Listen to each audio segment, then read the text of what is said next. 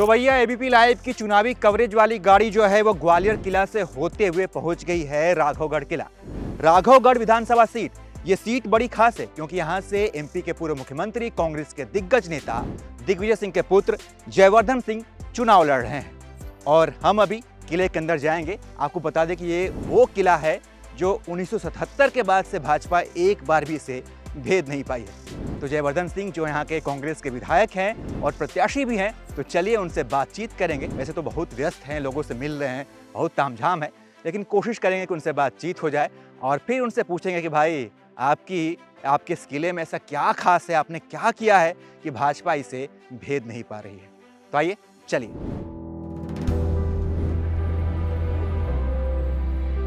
तो जनता के जय भैया बाबा साहेब हमारे साथ हैं। पद पे दावा ठोकेंगे आप? मेरी तो कोई ऐसी, मंत्री तो बन चुके हैं आप जी, इस बार डिप्टी सीएम बन जाइए। ऐसा कोई विषय नहीं है, ना मुझे बनना है। वो तो कमलनाथ जी मुख्यमंत्री बने, वही पर्याप्त है हम सबके लिए। और जनता की आज भी भावना है कि एक बार कमलनाथ जी को पूरे 5 साल का मौका मिलना चाहिए। कांग्रेस जो है थोड़ा सा अन्याय तो नहीं कर रही आपके परिवार के साथ? जब इतना कुछ हमको मिला है तो मैं सोचता हूँ कि अब तो समय आ गया हमको पार्टी को देना है। दिग्विजय सिंह ने नाराज कर दिया सिंधिया को, इसलिए वो चले गए। क्या सिंधिया जी इतने कमजोर हैं कि सिर्फ एक व्यक्ति के कारण वो पार्टी छोड़ देंगे? तो कभी बातचीत हुई युवराज और महाराज की इन दिनों? लोकतंत्र में कोई युवराज और महाराज नहीं होते। सिंधिया जी के साथ मेरे, जब वो कांग्रेस में थे, बहुत अच्छे संबंध रहे थे हमेशा। अभी भी हैं? अभी मतलब कोई ऐसा कोई नेगेटिव, निजी कोई ऐसा कभी नहीं रहेगा। कमलनाथ जी कभी कुछ ज्यादा बोल देते हैं। उस समय सिंधिया विंधिया बोल दिया, वो छोड़ के इधर अखिलेश बोल दिया, और इधर आपको भी कई बार बोल देते कि हमारे कपड़े जो हैं इनके कपड़े फाड़ो। वो तो एक व्यंग था जो उन्होंने उस दिन उपयोग किया था। लेकिन मैं तो उनका बहुत सम्मान करता हूँ, कमलनाथ जी का। तो जनता के जय भैया बाबा साहेब हमारे साथ हैं जयवर्धन सिंह। क्या सर इस बार भी जय होगी आपकी? हमें पूरा विश्वास है कि जो हमने काम किया है ग्राउंड पे और जो हमारी मेहनत रही है, उसका हमें फल मिलेगा। और सिर्फ रावगढ़ में नहीं, इस बात तो हमें पूरी उम्मीद है कि मध्य प्रदेश में कांग्रेस को जनता का आशीर्वाद मिलेगा और पूर्ण बहुमत के साथ सरकार हमारी बनेगी। जय भैया, क्या खास बात है इस सीट में? सालों से कांग्रेस जीतती आ रही है, भाजपा वाले कहीं ना कहीं गणित बैठा के कुछ ना कुछ खेल कर देते हैं, लेकिन आपने अपना किला इतना मजबूत कैसे किया है?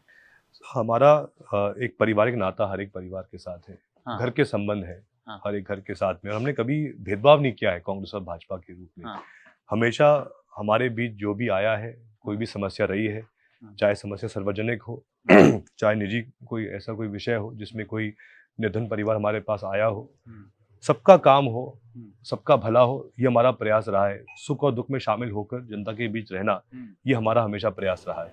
हमने बाहर देखा इतनी सारी पब्लिक, अंदर भी पब्लिक आपसे मिलने के लिए खड़ी है, चुनाव का समय है, प्रचार भी करना है, मतदान की तारीख नजदीक आ रही है, कैसे मैनेज कर रहे हैं? रातों को नींद आ रही ठीक से? अब ये तो पीक सीजन है तो ये बात स्वाभाविक है कि जनता की बहुत उम्मीदें होती हैं। अच्छा। और जैसे चुनाव और पास आता है तो और लोड भी बढ़ जाता है।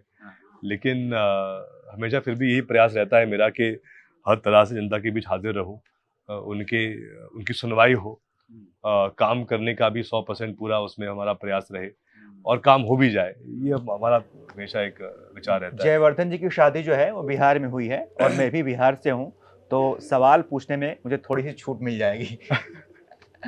अच्छा भैया, हमने देखा कि दिग्विजय सिंह, प्रदेश के पूर्व मुख्यमंत्री, आपके पिताजी जी, इतने अनुभवी नेता, कांग्रेस के दिग्गज नेता, इस बार और पिछली बार विधानसभा चुनाव में मुख्यमंत्री पद के दावेदार नहीं रहे। कमलनाथ जी जो केंद्र में राजनीति करते हैं, उन्हें प्रदेश में ला दिया गया। कहीं कांग्रेस जो है थोड़ा सा अन्याय तो नहीं कर रही आपके परिवार के साथ? ऐसा बिल्कुल नहीं है।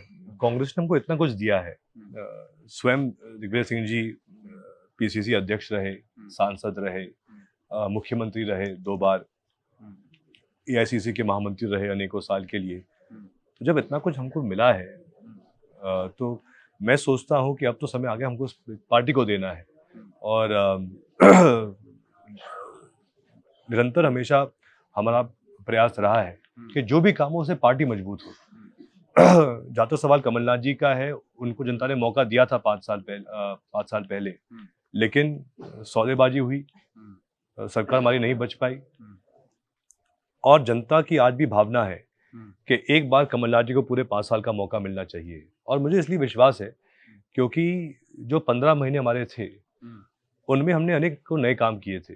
शुरुआत कर्ज माफी की थी, हमने बिजली के बिल सस्ते किए थे, गौशालाएं बनाई थी राष्ट्रीय गौ माता के लिए, युवाओं के लिए हमने नए पद स्थापित किए थे। लेकिन सरकार जैसी भाजपा की आई तो वापस एक प्रकार से पूरा प्रशासन पूरा बैठ गया है, सिस्टम फेल हो चुका है। पुनः जैसे घोटाले हुए थे 2013-18 के बीच में, व्यापम घोटाला, ये अनेकों भर्ती परीक्षाओं में घोटाला, वो वापस चालू हो गया। तो इसी जनता इस बार थक चुकी है इन लोगों से, क्योंकि जब भी भाजपा रही है तो अन्याय हुआ युवाओं के साथ। आज जनता ये बात कह रही है कि भाजपा के राज में एक भी काम बिना पैसे के नहीं होता है, और वो सच्चाई है। और हमको ही बदलना है, हमको पुनः सरकार ऐसी स्थापित करनी है जिसके द्वारा काम हो पारदर्शिता से, हर वर्ग का काम हो, सरकार ऐसी हो जो नए उद्योग स्थापित करे, युवाओं को नए रोजगार का मौका मिले। ये हमारा प्रयास रहेगा। जयवर्धन जी, हम आजकल देख रहे हैं जहां भी कांग्रेस की सरकार बन रही है, हिमाचल हो, कर्नाटक हो, डिप्टी सीएम की परंपरा चल पड़ी है जी। और दिग्विजय सिंह तो भाई प्रदेश के पूर्व मुख्यमंत्री हैं, भले इस बार वो दावेदार ना हो, लेकिन आप तो युवा चेहरे हैं जी। क्या लगता है डिप्टी सीएम पद पे दावा ठोकेंगे आप? मेरी तो कोई ऐसी, मंत्री तो बन चुके हैं आप जी, तो इस बार डिप्टी सीएम बन जाइए। ऐसा कोई विषय नहीं है, ना मुझे बनना है, वो तो कमलनाथ जी मुख्यमंत्री बने, वही पर्याप्त है हम सबके लिए। पिछली बार आपकी सरकार बनी लेकिन सिंधिया जी ने बगावत कर दी, तो क्या आपके कार्यकर्ता तैयार हैं उस बगावत का जवाब देने के लिए? जरूर, और मेरे अनुसार कार्यकर्ता के साथ साथ जनता भी इस बार तैयार है जवाब देने के लिए, क्योंकि आखिर मेरे अनुसार जनता ही हमें चुनती है, और जब हम वोट मांगने जाते हैं तुम जनता के पास ही जाते हैं। और अगर सिंधिया जी और उनके विधायक और मंत्रियों ने जब इस्तीफा दिया, सौदा किया भाजपा के साथ, तब तो जनता से नहीं पूछा, उनकी पीठ पीछे सौदा कर लिया। इसका आरोप भी आप पे लगाया गया कि भाई दिग्विजय सिंह ने नाराज कर दिया सिंधिया को, इसलिए वो चले गए। क्या सिंधिया जी इतने कमजोर हैं कि सिर्फ एक व्यक्ति के कारण वो पार्टी छोड़ देंगे? आखिर उनका तो वैसे ही बहुत बड़ा सम्मान था कांग्रेस में, उनकी हर बात पर सुनवाई होती थी। कमलनाथ जी ने उनके अनेकों काम किए उन 15 महीनों में, उनकी अनेकों सब विधायक और मंत्री बने थे, उनका हर जगह सम्मान होता था, तो ये तो कारण नहीं हो सकता। अच्छा जयवर्धन भैया, एक बात बताइए, क्या लगता नहीं आपको कमलनाथ जी कभी कुछ ज्यादा बोल देते हैं? उस समय सिंधिया विंधिया बोल दिया, वो छोड़ के इधर अखिलेश बोल दिया, और इधर आपको भी कई बार बोल देते कि हमारे कपड़े जो हैं इनके कपड़े फाड़ो। दिग्विजय सिंह और जयवर्धन सिंह के कपड़े फाड़ो। वो तो एक व्यंग था जो उन्होंने उस दिन उपयोग किया था। लेकिन मैं तो उनका बहुत सम्मान करता हूँ कमलनाथ जी का। वो मेरे पिता तुल्य हैं। उनका एक बड़ा नाम है पूरे देश भर में, जो उन्होंने विकास छिंदवाड़ा में किया वो अद्भुत विकास है, मतलब ऐसा शायद विकास किसी और सांसद ने कहीं नहीं किया होगा पूरे देश भर में। आज भी मध्य प्रदेश पे जनता उनको देखते हैं विकास पुरुष के रूप में, और हम सबकी भावना है कि उनको एक बार 5 साल का मौका मिलना चाहिए। और मैं तो ये भी कह सकता हूँ कि जो संबंध है दिग्विजय सिंह जी और कमलनाथ जी के, बहुत मजबूत संबंध है, कि लोग उसको जरूर अलग अलग बातें कहते रहते हैं, लेकिन वास्तव में तो वाकई में उनके अच्छे संबंध हैं दोनों के। राघवगढ़ जो है आपका मजबूत किला है, यहाँ भाजपा को टिकने नहीं देते अपने सामने, लेकिन पिछली बार लोकसभा चुनाव में दिग्विजय सिंह हार गए भोपाल से। हाँ, तो आप जो हैं एक कांग्रेस के युवा नेता हैं और राजनीति को अच्छे से समझने लग गए हैं आप, तो क्या कारण रहा था कि उस बार हार गए थे? भोपाल लोकसभा में अब हमें उम्मीद थी कि हमें जीत प्राप्त होगी, वो गलती मतलब इस बार ना हो, लेकिन तो क्या चूक हुई थी? लेकिन भोपाल में जनता ने चुना साध्वी प्रज्ञा ठाकुर को। अब क्यों चुना वो समझ के परे है, लेकिन चुना। अब ये सब तो लोकतंत्र में होता ही है, हार जीत तो होती है, लेकिन मैंने हमेशा माना है कि परिणाम कुछ भी हमें तो स्वीकार करना चाहिए उसको, और आगे बढ़ना चाहिए। ग्वालियर के महाराज सिंधिया, यहाँ के युवराज आप, तो कभी बातचीत हुई युवराज और महाराज की इन दिनों? अभी तो रिसेंटली तो नहीं हुई है, लेकिन लोकतंत्र में कोई युवराज और महाराज नहीं होते, सब जनता सब एक समान होती है। सिंधिया जी के साथ मेरे जब वो कांग्रेस में तो बहुत अच्छे संबंध रहे थे हमेशा। अभी भी हैं? अभी मतलब कोई ऐसा कोई नेगेटिव निजी कोई ऐसा कभी नहीं रहेगा, लेकिन बात लोकतंत्र की है, बात राजनीति की है, बात विचारधारा की है। उनने उनके विचार बदल दिए अचानक से 2020 में। हमारे जो है सो वही रहेंगे। अभी हम लोग घूम रहे हैं तो जो कार्यकर्ता हैं, जो आपके कार्यकर्ता हैं या फिर जो आम जन है, वो उन्होंने मुझसे कहा कि क्या करे कांग्रेस को वोट करके, वोट किसी को भी करे लेकिन सरकार भाजपा की बन जा रही है। तो लोग बड़े परेशान इस बात से। ऐसा कुछ लोगों ने के विचार होंगे, लेकिन ऐसा नहीं होगा। इस बार तो जो हम माहौल देख रहे हैं, सरकार तो पंजे की ही बनेगी।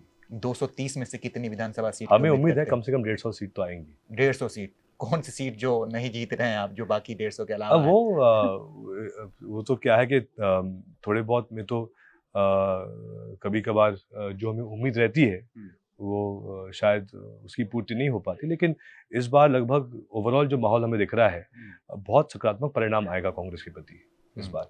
भाजपा एक कांग्रेस पर परिवारवाद का आरोप लगाती है। अगर राघवगढ़ विधानसभा की बात करें तो दिग्विजय सिंह राजा साहब, उसके बाद से दादा भाई जो उनके चचेरे भाई थे, फिर लक्ष्मण सिंह उनके भाई, फिर अब आप जो हैं पिछली बार विधायक रहे, इस बार रहे।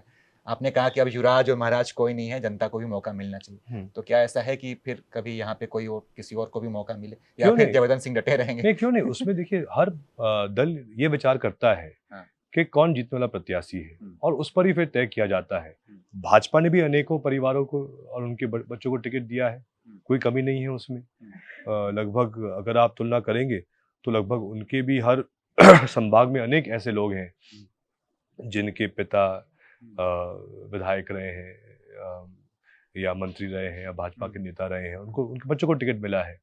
मूल बात जो एक दल देखता है वो देखता है कि भाई जो प्रत्याशी है क्या वो विनिंग प्रत्याशी है, और उसके आधार पे वो टिकट देते हैं। अब समय आप देखिए अमित शाह जी इतने बड़े नेता हैं, गृह मंत्री हैं, उनके बेटे बीसीसीआई में वहाँ पर सेक्रेटरी हैं। ऐसा क्यों हो रहा है? लेकिन ये वाला सवाल ना मैंने आपकी ही पार्टी के एक नेता से पूछा था, राजीव शुक्ला जी से, जो कि बीसीसीआई में, लेकिन वो बात टाल गया, रहे नहीं कुछ नहीं होता है, ये तो ऐसे ही राजनीतिक आरोप लगते रहते हैं। लेकिन बीसीसीआई में सारे जो पद हैं वो बिल्कुल लोकतांत्रिक तरीके से लोग वहाँ आते हैं। लेकिन वही मैं कह रहा हूँ कि उसमें इतनी बड़ी स्पोर्टिंग बॉडी है तो उसमें जो क्रिकेट खिलाड़ी उनको ही मौका मिलना चाहिए। अब मेहनत करे विराट कोहली और लाभ मिले जय शाह को, इसका क्या मतलब होता है, क्या औचित्य रहता है? ठीक है, वैसे तो तमाम सवाल आपसे पूछ लिए, एक मौका देते हैं आपको प्रचार करने का भी। अपनी जनता से आप कुछ कहना चाहें तो आप कह सकते हैं। जो भी हमारे दर्शक हैं, मैं आप सबको प्रणाम करता हूं। हम तो सब अभी व्यस्त हैं चुनाव में, और हमें इस बार विश्वास है कि जो काम कमलनाथ जी ने किया था 15 महीने में, इस बार जनता कांग्रेस को, कमलनाथ जी को मध्य प्रदेश में 5 साल का मौका देगी। हमारा वचन है कि जो आज सबसे बड़ा एक मुद्दा युवाओं के लिए है, रोजगार का, सरकारी नौकरियों का, उस पर हम खड़े उतरेंगे। नए रोजगार के पद स्थापित करेंगे, चाहे वो गांव का हो चाहे शहर का युवा हो, सबको मौका मिलेगा। किसानों के लिए हमने तय किया है कि ऋण माफ़ी के साथ साथ हर किसान को अपनी फसल का सही भाव मिले। इसके लिए हमने इस बार ऐलान किया है कि धान की फसल में भी और गेहूं की फसल की खरीदी में भी न्यूनतम मूल्य हमने इस बार घोषित किया है। धान के लिए 2500 रुपये प्रति क्विंटल, गेहूं के लिए 2600 रुपये प्रति क्विंटल, जिससे कि कहीं ना कहीं किसान को अपनी मेहनत का सही फल मिलेगा। हमने विद्युत आपूर्ति के लिए भी और अनेकों नए वचन दिए हैं, चाहे वो अपने घर की बिजली के बिल के लिए हो, चाहे फिर सिंचाई की बिजली के बिल के लिए हो। हर प्रकार से कांग्रेस का इस बार प्रयास रहेगा कि जो वर्तमान में आम जन भाजपा के घमंड और अहंकार से परेशान है, हमको वो घमंड और अहंकार खत्म करना है और जनता की सरकार बनानी है, सरकार कांग्रेस की बनानी है। देखिए, नेताजी को मौका मिला और लंबा प्रचार कर लिया इन्होंने। वैसे एक बात सर ने ये भी कहा कि अगर मैं काम ना करूं तो जनता को हक है कि मेरे कपड़े फाड़ो। बिल्कुल बिल्कुल हक है, हर तरीके से। बहुत अच्छा लगा बातचीत करके आपसे, और हमारी ये बातचीत आपको कैसी लगी इसके बारे में बताइएगा। बाकी तमाम अपडेट्स के लिए आप देखते रहिए एबीपी लाइव। बहुत बहुत धन्यवाद। Thank you sir, thank you.